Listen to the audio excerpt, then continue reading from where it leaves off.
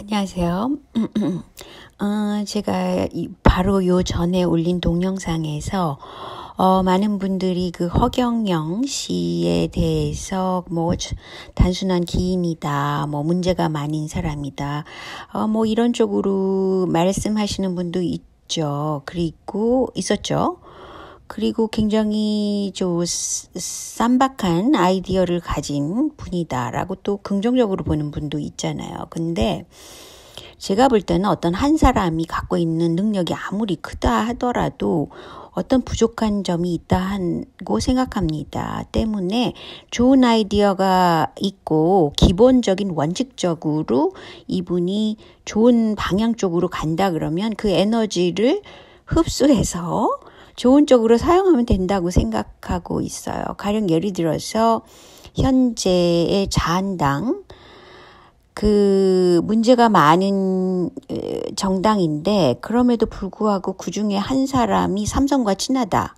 그렇게 되면 제3의 삼성 정부를 만들고 싶어 하는 것이 또 한국을 지배하는 삼성의 능력이고 기획력이 되겠죠.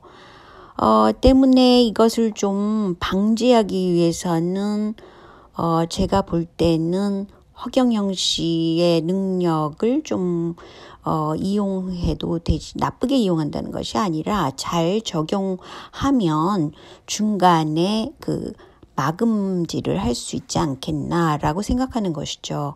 가령 똑같이 그 보수세이고 박근혜를 지지하는 세이지만 그 세를 두 정당으로 흐트려 놓게 되면 현재의 여당세가 비록 문제가 조금 있지만 계속 집권하는 그런 결과를 낳을 수도 있다고 봅니다.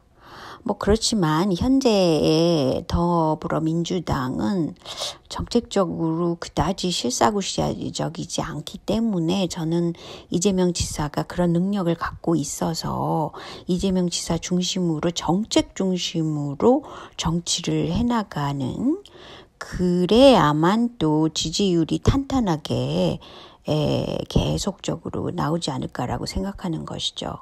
그리고 억지로 유죄인데 무죄라고 주장한다거나 이거는 조금 몰상식하다고 저는 생각하고 있습니다.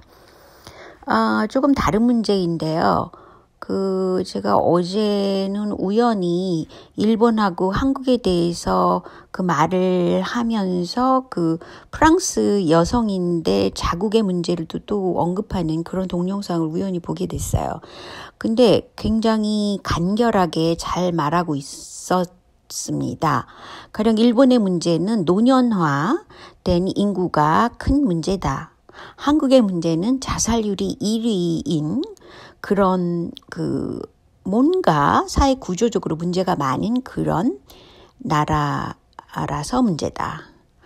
그리고 태국의 문제도 얘기했는데 태국의 문제는 자연 환경을 굉장히 화학적인 여러 가지 비료라든가 캠트레일 이런 걸로 인해서 굉장히 그 오염도가 심해지고 있다라는 걸 얘기하고요. 동시에 그래서 그 서유럽 여러 국가와 마찬가지로 프랑스의 문제는 중산층이 줄어들고 있다. 근데 이제 문제는 그거에 대한 대처 방안이 없다는 것이죠. 그런데 또 제가 우연히 그래서 좀 찾아보니까 한국 자료는 요새 들어서 특히 고용률 지표라든가 이런 것이 지표로서 딱딱 나와주지 않고 있는데 다행히 일본 자료를 보니까 선명하게 그 고용 증가율을 볼 때 2017년 자료 그 전에 2012년부터 쭉 변화하는 이런 곡선을 보십시오. 이걸 보면은 고령화된 인구로서 고령층의 그 고용률이 늘어났다는 것이죠. 가장 최고로 많이 늘어난 고용률 증가의 고령 인구가, 노인 인구가 있다는 것이죠. 그 다음에 이제 여성 인구가 있고요. 외국인 노동자가 있는데 외국인 노동자의 경우는 블루칼라로서 우리나라도 마찬가지지만 3D 업종 그런 쪽으로 많이 일을 하고 있다고 그래요. 현재 일본에서. 그 다음에 눈에 띄는 것은 청장년층의 남성들의 고용률이 오히려 낮아지고 있다는 것이죠. 그러니까 일본 스스로도 큰 문제가 있는 것입니다. 그런데 비해서 한국의 경우는 뭐 자살률이 엄청 높잖아요. 제1위라 그러는데 그중에서 고령층도 마찬가지고 뭐 연령이 어리게 되면은 학업 스트레스 때문에 인생이 고달퍼지는 거죠. 그래서 자살을 쪽으로 가는 쪽이 많고 청장년층의 경우는 또 한국의 그 높은 실업률 때문에 그 미래가 안 보여서 또 이런 극단적인 선택을 하는 사람이 있고 고령층조차 지금은 가족 단위가 무너지고 각자 개인적인 이기주의가 너무 한국에서는 발달했고 그것이 물질주의와 합쳐져서 어떤 가족이라는 연대의 감이 오히려 그 서로 유산 문제라든가 뭐 이런 걸로 박살이 나고 있다고 저는 보고 있어요. 어쨌든 이 74살 먹은 노인 이분이 고시원에 서울 광진구에 있는 고시원에서 살다가 뭐 자기가 못 참겠다 화가 나서 불을 질렀다 그래요. 자기 방에. 그런데 다행히 스프링클러가 작동을 했기 때문에 나머지 30여여 명이 다 탈출을 해서 살아났다 그래요. 근데 스프링클러가 굉장히 중요하다는 거. 그래서 이것이 의무 설치로 법이 개정됐는데 이것을 좀 더 철저히 해서 아마 한 20%가 현재 설치가 안 됐다 그러는데 이것을 빨리 설치를 해야 된다고 봅니다. 그래야만 그 자살률 세계 최고의 그 자살률도 좀 줄어들지 않겠나라고 생각합니다.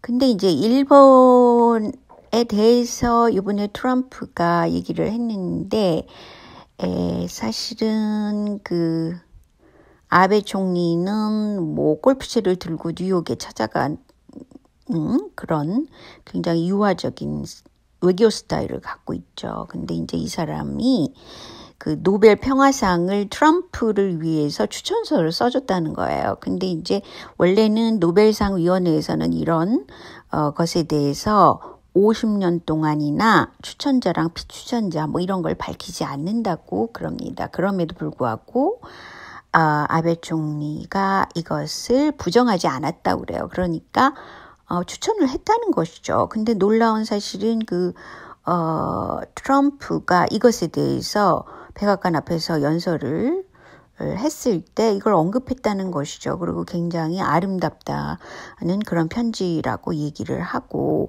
이렇게 보면은 어떻게 보면은 한국이 외교적으로 어중뛰게 어떻게 무엇을 타겟으로 해서 딱 할 수 있는 그런 전략적인 그런 면이 좀 부족하다고 볼 수 있어요. 어차피 그 문재인 대통령은 노벨상을 별로 바라지 않았다. 뭐 이렇게 나중에 얘기를 할 것이 아니라 애시당초 그게 1월 달인가 그걸 해야 된다고 그러지 않나요? 추천을 하더라도. 그러면 강력하게 극문파들도 오히려 현재 한반도 문제를 해결해 주는 트럼프를 강력하게 추천을 했어야죠. 한 방향으로 뭐 굳이 문재인도 끼워 넣어야 된다. 뭐 이렇게 주춤주춤 할 것이 아니죠. 문재인이 들어가든 안 들어가든 솔직히 무슨 상관입니까?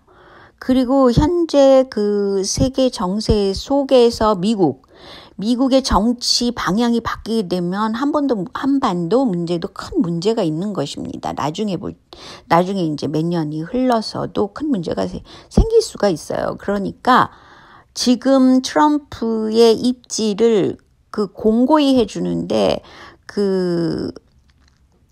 한국 정치력은 총력을 다해줘야 되는 거죠. 그런데 그 방향성, 그것을 주춤주춤 할 것이 아니었다는 것이죠. 그런데 비해서 일본의 외교력은 상당히 그 기획과 그 과정을 굉장히 정교하게 하고 있다고 생각하게 됩니다. 그런데 이제 아시다시피 트럼프는 차기 그 대선에도 나가려고 하고 있고 그걸 준비하고 있잖아요. 그렇기 때문에 오히려 그 대북 문제를 해결하는 그 속도도 거기에 맞춰서 어느 정도 같이 가고 있다고 저는 보고 있는데 이것은 어떻게 보면 큰 틀에서 보면은 또 긴 기간 그런 시각을 볼 때는 차라리 트럼프가 차기 대선에서 이겨야 된다는 것을 열심히 한국에서 밀어줘야 된다고 봅니다.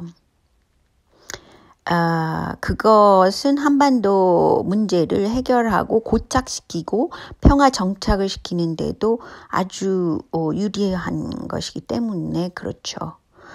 그런 걸 볼 때 그 시시콜콜한 그런 이기적인 생각을 할 때가 아니라고 볼 수 있습니다. 어쨌든 트럼프는 5월 26일 날 일본을 방문하기로 이미 기획돼 있어요. 그것은 왜 이 시기가 또 중요한가 하면요.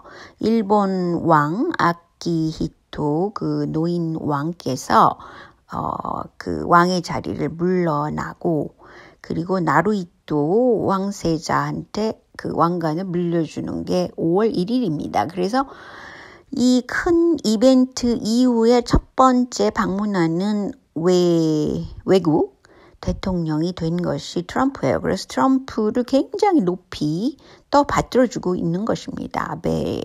아베 총리 내각에서도요. 그런데 사실은 아키히토 일본 왕이 신도 일본의 그 문화적인 배경에서 신도가 굉장히 중요하고 그것은 그 엄청난 이벤트라는 것이죠. 이 사람을 중심으로 해서 국민 전체가 문화적으로 단결할 수 있는 힘이 되기 때문에 그래서 어떻게 보면 물론 이 아키히토 이 일왕은 어떻게 보면은 일본의 그 제국주의적인 그 기운을 위해서 그 세워진 어떻게 보면 꼭두각시 왕이라고 볼 수도 있지만 이 왕의 그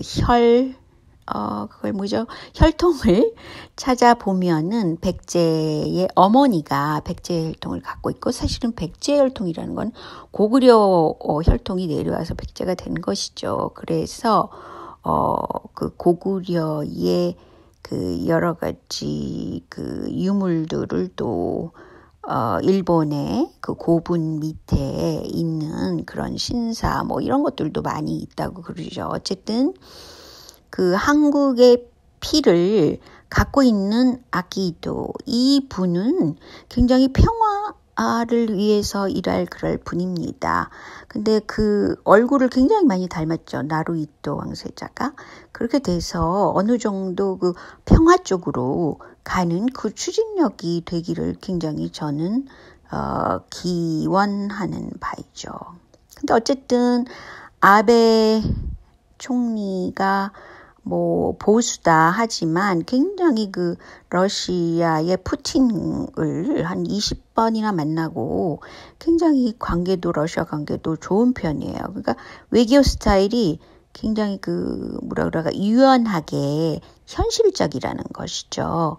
그래서 굉장히 외교를 그 일본 보수의 그 보수를 이끄는 그런 사람으로서 비교적 잘하고 있다고 볼 수 있어요. 사실은 일본이 굉장히 현재까지 많은 문제가 있었고 현재도 사실은 그 내부 속을 들여다보면 문제가 많은 나라이긴 하지만 어쨌건 간에 그 트럼프를 잘 그렇게 자기네의 그 외교 기획력과 부합되는 그런 속도와 과정을 가지고 잘 끌어들이고 있다는 것입니다.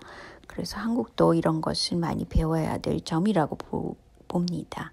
자, 오늘은 여기까지만요. 안녕히 계세요.